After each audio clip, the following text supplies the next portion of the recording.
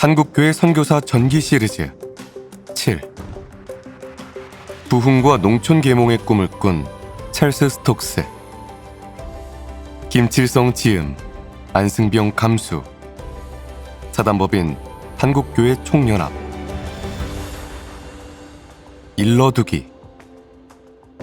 이 책은 선행연구의 내용을 바탕으로 집필되었습니다. 이 책의 인명은 학계에서 통용되는 영어식 이름으로 표기했습니다. 이 책의 본문 사진 중 저작권이 불분명하여 출처를 표기하지 않은 것은 확인 중입니다.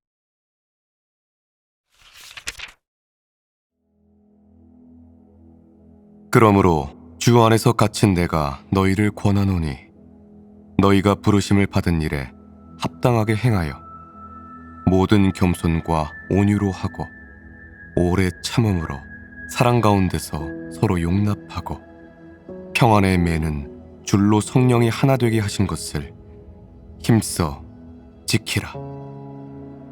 에베소서 4장 1절에서 3절.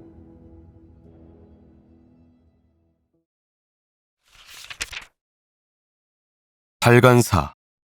혹 누군가 대한민국의 근대화는 어디서부터 시작되었는지를 연구한다면 1884년 선교사들이 미지의 땅이었던 조선에 찾아와 사역을 펼친 내용을 살펴보면 될 것입니다.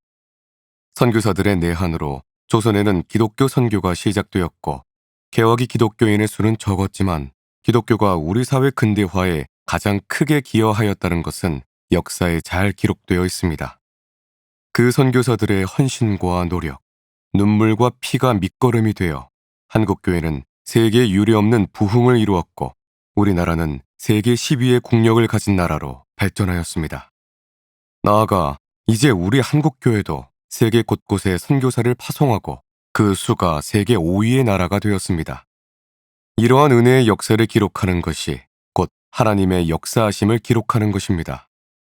하지만 우리는 이 땅의 복음화와 발전을 위해 헌신하셨던 수많은 선교사들의 생애와 활동에 대해서는 잘 알지 못하고 있는 것이 사실입니다. 이에 한국교회 총연합은 산하의 문화유산연구소를 설립하였고 사업의 일환으로 선교사들의 삶과 선교 활동을 한국교회와 세상에 알리기 위해 작년에 이어 올해에도 선교사 전기를 기획, 출간하였습니다. 낮은 자들을 위해 오신 예수님처럼 척박했던 조선 땅에 찾아온 선교사들의 섬김과 나눔, 희생의 모습을 되새기며 우리의 삶도 그들을 닮아 이 땅의 빛과 소금의 역할을 다할 것을 다시 한번 다짐하는 기회가 되길 기대합니다. 소중한 작품이 나오기까지 많은 분의 헌신이 있었습니다.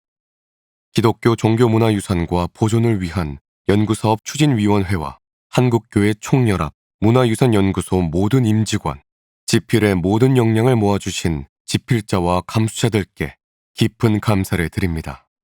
그리고 이번 선교사 전기가 출간되도록 인도해주신 하나님께 모든 영광을 올려드립니다.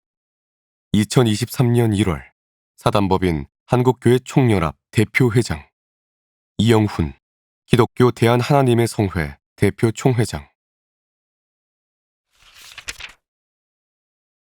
기념사. 우리나라의 근대화 시기와 본격적인 기독교의 전래 시기가 비슷하고 우리 사회의 발전 역시 한국 기독교의 성장과 거의 같은 시기에 이루어졌습니다. 기독교는 서양의학과 근대교육을 주도했고 오늘날 사회사업의 기초를 놓았습니다. 그렇기에 한국 사회 발전에서 기독교의 역할은 빼놓을 수 없습니다. 그리고 그 이면에는 기독교를 전해준 선교사들의 희생과 헌신이 있었습니다. 따라서 한국 사회 발전에서 기독교의 역할에 대한 객관적인 연구는 기독교에 대한 한국 사회의 올바른 평가를 위해서도 폭넓게 이루어져야 하고 문화자원화해야 합니다. 한국교회 선교사 전기 시리즈는 한국교회 총연합의 기독교 종교문화자원 보존과 활용 사업으로 시작하여 이번에 두 번째 시리즈를 출간합니다. 이번 시리즈는 대전, 전남 광주, 군산 등 중남부 지역에서 큰 영향력을 미친 선교사님들을 소개합니다.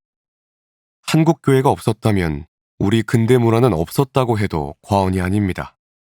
엔데믹을 향하는 시기에 이번 선교사 전기 시리즈가 교회의 신뢰를 회복하고 복음의 영향력을 회복하는 귀한 도구가 되길 소망합니다.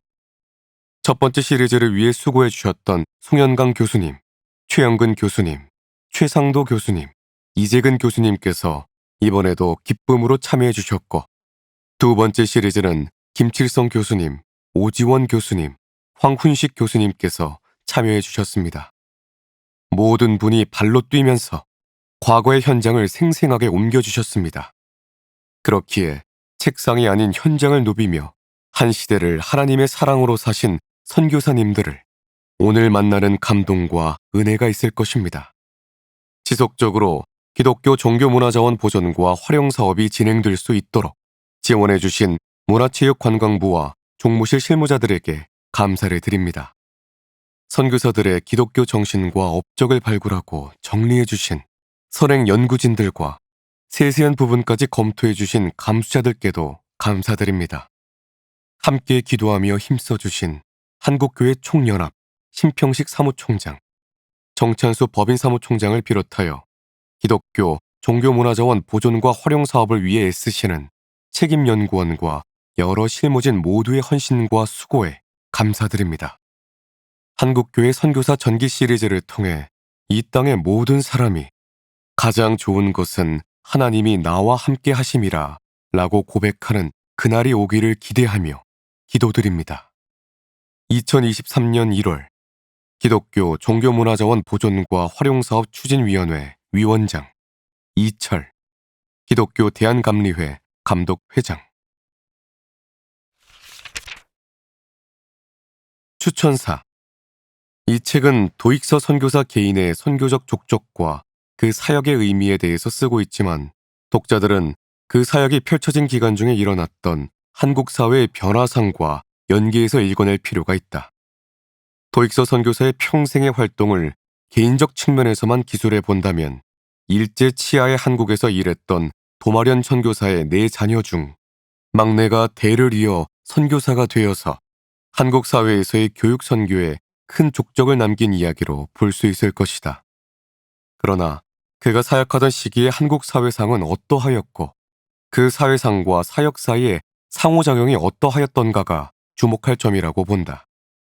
부자가 한국 선교에 매진한 기간을 합산한다면 도마련 선교사가 입국했던 1907년부터 도익서 선교사가 은퇴 후 본국으로 귀국한 해인 1983년까지 80여 년간 한국 사회를 복음화하기 위해 한 가문이 헌신한 것으로 볼 수 있다.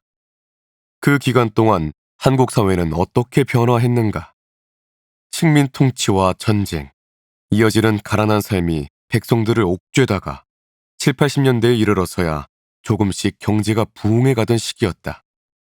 아버지 도마련 선교사가 일하던 시기는 일제가 한국을 집어삼키고 국권을 유린하고 백성이 도탄에 빠지게 했으며 경제소득은 수탈하고 대륙 침략에 교두보로서의 역할을 강제하였다. 젊은 인재들은 자신들의 종복이 되는 길이 아니면 허락지 않고 대동아 공영권을 주창하며 공연히 일으킨 전쟁에서 총알바지로 써먹었던 암울한 시기였다. 복음을 전하는 선교사의 입장에서는 참으로 처신이 곤란하지 않을 수 없고 복음을 어떻게 제시해야 할지 난감하였을 것이다. 그야말로 영적인 위로와 새 희망에 대한 강한 신념을 불러일으키지 않을 수 없었을 것이다. 도익서 선교사가 일하던 시기는 일제의 식민 통치는 종식되었으나 사상적 혼란으로 갈등을 겪었고 이어지는 동족 상잔의 전쟁이 3년 동안 계속되는 중에 민족의 역사에서 씻을 수 없는 큰 상처를 입었던 시기였다. 그러나 한국인들은 난관을 헤치고 사상적 정립을 통해 흔들림 없이 자유민주주의 국가 건설을 계속해 나갔다. 점차 경제적인 발전에 속도가 붙게 되고 베이비붐을 통해 태어난 젊은이들의 고등교육이 절실해지는 시기에 대학을 세워 신앙적인 전문가를 길러내는 당시로서는 첨단교육 선교에 힘쓰게 된 것은 시의적절한 선택이었다. 저자 김칠성은 부자의 선교를 함께 특징 짓는 2가지 개념을 제시하였는데, 첫째는 영적인 부흥, 둘째는 생활 속에서의 신앙적 계몽과 각성을 제시하여 일목요연하게 특징을 잡아냈다. 그렇게 할 수 있었던 데에는 유리한 개인적 경험이 있었기 때문이라고 보인다. 부자 선교사들이 모두 공부하고 배우자를 얻었던 에즈베리 대학교와 신학교에서 저자 역시 공부했던 경험이 있기 때문이다. 또한 도익서 선교사가 세운 모곤대학교 신학대학에서 저자가 학부, 대학원 공부를 했던 경험도 유리하게 작용했을 것이다. 개인적인 친근감도 있었겠지만 상세한 자료 접근이 가능했던 것도 긍정적으로 작용했을 것이다. 이 책에서 도익서 선교사에 대해 저자가 세밀히 보여주는 점이 몇 가지 있다. 그의 가족관계, 즉 아버지 도마리아 선교사와 세 사람의 형들의 이력과 사역이 첫 번째이다. 가족 모두가 미국 감리교회에서 총장, 감독, 편집장, 목회자 등으로 소중한 역할을 수행하였던 점을 상세히 밝히고 있다. 또한 도익서 개인의 성장사가 상세히 기술된다. 가족관계뿐만 아니라 결혼이나 입양, 재혼과 등남 등이 언급되고 있다.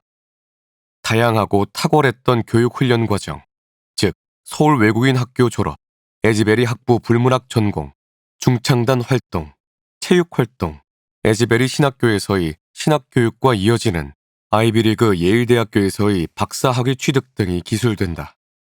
뿐만 아니라 두 번의 신앙적 각성, 즉 12세 때 아버지로부터 받았던 도전, 내가 과연 그리스도인인가에 대해 깊은 각성을 하게 되고 보다 성인이 된 대학 졸업반 시기에는 과연 이제부터 평생 어떤 길을 걸어갈 것인가에 대한 심각한 성찰을 하게 되면서 이제까지의 생각처럼 불문학 교수의 길로 가기보다 선교사의 길로 들어서기로 결단하며 위로부터의 소명의 내적인 확신을 가지게 되었다는 것을 쓰고 있다. 다른 또 하나의 장점은 도익서 선교사의 신앙적 노선에 대한 배경 설명이다. 웨슬리 감리교회의 전통과 에즈베리 학풍의 감화가 크게 작용하였다는 것이다. 웨슬리는 뜨거운 회심에서 비롯한 열정적인 복음 전도 때문에 소속된 영국 국교회 강단에서 설교할 수 없게 되자 시장 어귀, 농촌 들녘, 광부들의 퇴근 길목 등 장소를 가리지 않고 세계는 나의 교구다 라는 구호와 함께 뜨겁게 복음을 전파하였고 미국 땅에서는 지나친 열정적 선교로 오해를 사기도 하였다. 에즈베리 신학교 설립자 H.C. 모리스는 성령 세례와 세계 복음화를 목적으로 학교를 세웠고 그것은 도마려는 물론이고 도익서에게까지 큰 영향을 미쳤다. 이 전통들이 도익서에게 녹아들었다는 점을 설명해준다.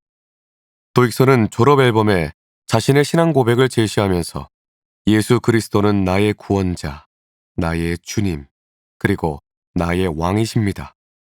나는 죄로부터 나를 건지시고 그분의 은혜를 통해 내 삶의 모든 부분에서 그분을 닮고자 하는 간절한 열망과 결심을 내 안에 허락하신 그분 때문에 기뻐합니다. 주님께서는 나를 해외 선교사로 부르셨고 나를 향한 그분의 뜻을 이루어드리기 위해 주님께서 보내시는 그곳에 내가 있기를 간절히 열망합니다. 그러나 선교사가 되기 위해 준비하는 과정뿐만 아니라 선교사가 된 이후에도 나는 나의 입술과 나의 삶을 통해서 오직 구원의 기쁜 소식만 전하기를 간절히 소망합니다. 라고 하였다. 이 책에서 소상히 제시되는 또 다른 면은 농촌 사회를 어떻게 경제적으로 부흥시키고 복음도 전파할 것이냐에 대한 사역, 그리고 결정적인 시기였던 한국 전쟁 기간, 복구 기간 동안 도익서 선교사가 무슨 역할을 했는가에 대한 언급이다. 미국 감리교회 해외 구제부는 엄청난 전쟁 복구 자금을 선교사 창구를 통해 제공하였다는 점을 밝히고 있다. 도익서가 한 일 몇 가지를 본다. 사회복지시설 음성향해원에서는 전쟁 고아들을 돌보는 일이 이루어졌다. 청양 청신여중을 살려냈으며 개성에 내려와 대전에서 재개교한 호수돈 여중고를 살려낸 부분이 그려지고 있다. 무엇보다도 모곤대학교의 전신인 감리교 대전신학원을 설립한 일과 30여 년간 종합대학교로 키워내는 과정에서 교수로서, 설립자로서, 이사장으로서, 재정적인 조달을 책임지는 사람으로서 기여한 부분이 그려지고 있다. 이러한 장점에 더할 것이 조금 있다면 우선은 도익서 본인의 강의 노트나 설교집, 서적 등이 더욱 발굴되었다면 좋았을 것이다. 박사 논문이나 제자들의 추모글이 있기는 하나 그 자신의 저작물이 아직 덜 드러나고 있다. 아마 그 큰 이유 중 하나는 원주에서 6.25 전쟁을 만났는데 급한 철수 상황과 조속 귀환 예상으로 소지품이나 서적을 두고 왔고 종래는 그 모든 것을 분실하게 되어서일 것이다. 또한 과중한 업무 강도로 인해 강의와 설교 등의 1차 자료들을 체계적으로 출간하는 기회를 확보하기 어려웠던 것도 이유일 것이다. 다른 하나는 전희철, 이호운, 남기철 등 학원 선교의 초창기 한국인 지도자들과의 관계에서 보여준 그의 헌신적 자세를 문서로 볼 수 있으면 좋았을 것이다. 다만 좋은 소문이나 풍문으로 그의 현명하고 지혜로운 판단, 선택, 일처리 등을 듣고는 있다. 한동안은 감리교 안에 이북 출신의 목회자들과 남한 출신의 목회자들 사이에 보이지 않는 알력이 있던 때가 있었는데 학교 초창기의 설립자 도익선은 아주 지혜롭게 중용을 잘 지키며 부드러운 리더십을 발휘하였다는 것을 듣고 있다. 양자 조명호 감독의 책에서도 짧게 언급되고 있고 남기철 학장의 내가 만난 선교사들에서도 언급되고 있다. 추모 예배를 통해 발간된 추목을 모음집도 있고 모건대학교 45주년사, 60년사에서도 언급된다. 그러나 아쉬운 것은 도익서 본인의 더 많은 저작이 발견되기를 바라는 것이다. 모건대학교의 급격한 팽창은 도익서에게 경제적 조달 책임을 다해야 한다는 압박으로 다가왔을 것이다. 그래서 그는 은퇴하면서 친구가 노후를 대비하라고 사준 땅도 팔고 사소한 물품도 창고 세일을 해서 보태고 해서 장학금으로 거금을 내어놓고 갔다. 선교사는 선교지에서 한 푼도 가져가서는 안 된다는 원칙을 지켜낸 분이다. 더 나아가 은퇴 후에도 미국에서 모금 활동을 통해서 교사 건축 자금을 보내기도 하였다. 한국 사회의 급격한 변동과 발전 과정에서 신앙적인 전문인을 길러내는 교육 선교의 성공적 사례를 만들어낸 분, 도익서. 농어산촌 생활을 배경으로 살아갈 때에는 농촌 살리기를 통해서 산업화와 민주화 시기에는 사회 발전을 이끌어갈 영역의 학과 증서를 통해서 신학 인격을 갖춘 해당 분야의 전문인을 양성하는 데 힘썼던 그의 선교 활동이 이 책을 통해서 잘 부각되었다고 보인다. 이기심과 욕심, 그리고 물질 만능주의로 인해 인간다움을 포기한 사람들이 복음을 통해 거듭나고 하나님의 창조 질서 속에서 잃어버린 하나님의 형상을 회복하는 참된 구원의 길을 걷게 되는 것. 이것이 바로 스톡스가 간절히 꿈꾸었던 일이다. 본문 중에서 2023년 1월 안승병 전 모건대학교 부총장. 서문. 같은 학교에서 공부한 사람들을 흔히 동문이라고 한다. 필자가 미국에서 공부한 두 개의 학교가 있는데 하나는 뉴저지에 있는 드류 대학교이고 다른 하나는 켄터키에 있는 에지베리 신학교이다. 드류 대학교는 감리교 초기 선교사였던 헨리 거하드 아펜젤러가 졸업한 학교이고 에지베리 신학교는 모건대학교의 전신인 감리교 대전신학교의 설립자 찰스 데이비드 스톡스가 졸업한 학교이다. 이로써 필자는 아펜젤러, 스톡스와 동문이다. 하지만 드류에 가서 석사과정 공부를 할 때 아펜젤러에 대해 잘 몰랐고 오히려 에지베리에서 선교 역사를 전공하면서 아펜젤러에 관해 어느 정도 알게 되었다. 그리고 정작 에지베리 박사과정을 공부할 때 그 학교를 졸업한 스톡스에 대해 잘 몰랐는데 박사학위 논문으로 로버트 알렉산더 하디 선교사에 관해 연구하는 과정에서 감리교의 한국 초기 선교 역사를 자신의 박사학위 논문으로 썼던 스톡스의 글을 참고하며 스톡스에 관해 어느 정도 알게 되었다. 2012년 11월에 한국에 귀국한 후 2015년에 라토레트와 스톡스의 생애와 역사서술 방법론 연구라는 논문을 작성하면서 스톡스의 생애 부분을 잠시 다루기는 했지만 당시 연구의 주된 목적은 스톡스가 아닌 라토레트였기 때문에 그의 생애와 활동에 관해 깊이 있게 다루지 못했다는 아쉬움을 항상 가지고 있었다. 그러던 차에 한국교회 총연합회 문화유산연구소에서 기독교 종교문화자원 보존과 활용에 관한 연구사업의 일환으로 추진되는 한국교회 선교사 전기 시리즈 사업으로 스톡스에 관한 연구 의뢰가 들어왔고 필제는 기쁜 마음으로 이 사업에 참여할 수 있게 되었다. 집필 과정에서 그동안 스톡스에 관한 연구가 활발하게 이루어지지 않았기 때문에 참고할 만한 자료들을 찾는데 한계를 느꼈다. 특히 설립자인 스톡스의 이름이 모건대학교 곳곳에서 사용되고 있기는 하지만 정작 스톡스에 관한 초기 자료들이 보존되지 않고 있다는 사실도 알게 되었다.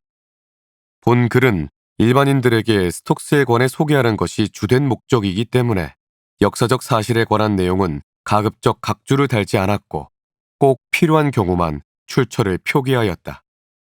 대신에 참고한 모든 자료를 참고 문헌에 정리해 두었으니 관심 있는 부분은 해당 자료를 참고하면 될 것이다. 본 글이 책으로 만들어지기까지 수고한 모든 분과 연구 논문의 논차를 맡아주신 모건대학교 교회사 권진호 교수님과 이 책의 서술을 위해 소장하고 계신 사진자료 등을 기꺼이 제공해 주시고 감수해 주신 안승병 모건대학교 전 부총장님, 그리고 사진을 제공해 주신 모건대학교 홍복과 선생님들께 감사드린다. 마지막으로 이번에 출간되는 스톡스 전기를 통해 스톡스에 관한 단순한 관심을 뛰어넘어 그가 꿈꾸었던 부흥과 농촌 계몽의 이상을 이 책을 읽는 모든 사람이 다시금 생각하게 되기를 간절히 바란다. 2023년 1월 김칠성